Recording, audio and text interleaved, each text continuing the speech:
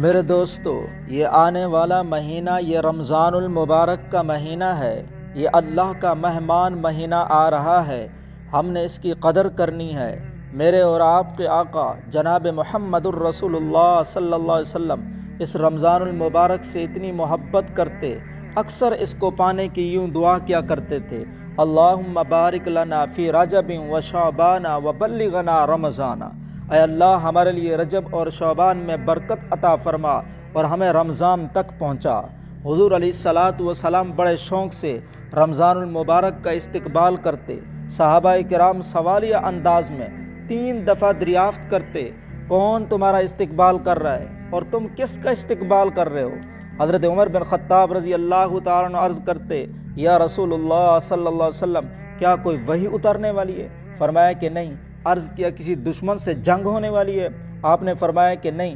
عرض کیا پھر کیا بات ہے؟ آپ علیہ الصلاۃ والسلام نے فرمایا کہ اللہ تعالیٰ ایک ایسا مہینہ عطا کرنے والے ہیں کہ جس میں آپ ایک فرض ادا کرو گے، اللہ پاک تمہیں 70 فرضوں کے برابر ثواب عطا کرے گا۔ ایک نفل ادا کرو گے، اللہ پاک نفلیوں کو فرضوں کے برابر ثواب عطا کرے گا۔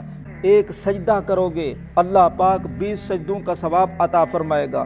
قرآن کا ایک حرف پڑھو گے، اللہ پاک تمہیں 70 نیکیاں عطا کرے گا۔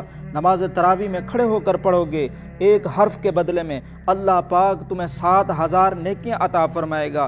اور اگر قرآن پڑھو گے نہیں، تراویح میں کھڑے ہو کر صرف سنو گے، تو ایک حرف کے بدلے میں اللہ پاک تمہیں 700 نیکیاں عطا فرمائے گا، 700 گناہ معاف فرمائے گا، 700 درجات بلند فرمائے گا۔ تو میرے دوستو، یہ مہینہ بہت ہی فضیلت والا مہینہ ہے۔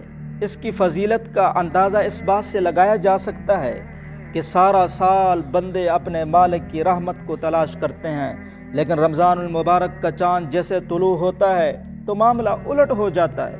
خدا کی رحمت اپنے بندوں کو خود تلاش کرتی ہے۔ یوں سمجھ لیجئے کہ سارا سال خدا کی رحمت تقسیم ہوتی ہے، لیکن رمضان المبارک میں اللہ کی رحمت لٹائی اور بہائی جاتی ہے۔ اس مہینے کے کیا کہنے کہ جس کے بارے میں کہا گیا ہے کہ اولہ رحمہ۔ حضرت علی رضی اللہ تعالیٰ عنہ کی ایک روایت دیکھیے، حضرت علی رضی اللہ تعالیٰ عنہ نے فرمایا: اگر اللہ تعالیٰ اس امت کو بخشنے کا ارادہ نہ کرتے تو انہیں یہ 2 چیزیں کبھی عطا نہ کرتے۔ ایک قل هو اللہ احد ہے کہ جس کے 3 مرتبہ پڑھنے سے اللہ پورے قرآن کا ثواب عطا فرماتے ہیں، اس کو اٹھتے بیٹھتے پڑھا کرو۔ دوسرا وہ رمضان ہے، اگر اللہ تعالیٰ اس امت کو بخشنے کا ارادہ نہ کرتے تو اللہ تعالیٰ ہمیں رمضان جیسا مہینہ کبھی عطا نہ کرتے۔ ایک اور روایات میں آتا ہے کہ اللہ تعالیٰ نے حضرت موسیٰ علیہ الصلاۃ والسلام کو فرمایا کہ میں نے امت محمدیہ کو 2 نور عطا کیے ہیں تاکہ وہ 2 اندھیروں کے نقصان سے محفوظ رہیں۔ حضرت موسیٰ علیہ الصلاۃ والسلام نے عرض کیا: یا اللہ، وہ 2 نور کون سے ہیں؟ فرمایا کہ ایک نور رمضان ہے اور دوسرا نور قرآن ہے۔ حضرت موسیٰ علیہ الصلاۃ والسلام نے عرض کیا کہ 2 اندھیرے کون سے ہیں؟ تو اللہ تعالیٰ نے فرمایا کہ ایک قبر کا اندھیرا ہے اور دوسرا قیامت کے دن کا اندھیرا ہے۔ پیران پیر شیخ عبد القادر جیلانی رحمۃ اللہ علیہ نے اپنی کتاب غنیۃ الطالبین میں عجیب بات لکھی ہے۔ فرمایا کہ رمضان کی یہ 5 حروف ہیں۔ حقیقت میں یہ حروف نہیں، بلکہ حقیقت میں یہ 5 دریا ہیں۔ رمضان کی را یہ بتاتی ہے یہ رحمت کا مہینہ ہے۔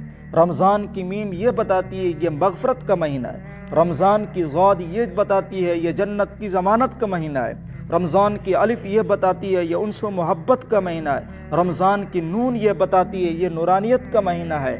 اگر تم اللہ کی رحمت چاہتے ہو، اللہ کی مغفرت چاہتے ہو، جنت کی ضمانت چاہتے ہو، آپس میں محبت چاہتے ہو، اگر نورانیت چاہتے ہو، تو اس مہینے میں اللہ کی عبادت کرو، اللہ تمہیں یہ ساری چیزیں عطا فرمائے گا۔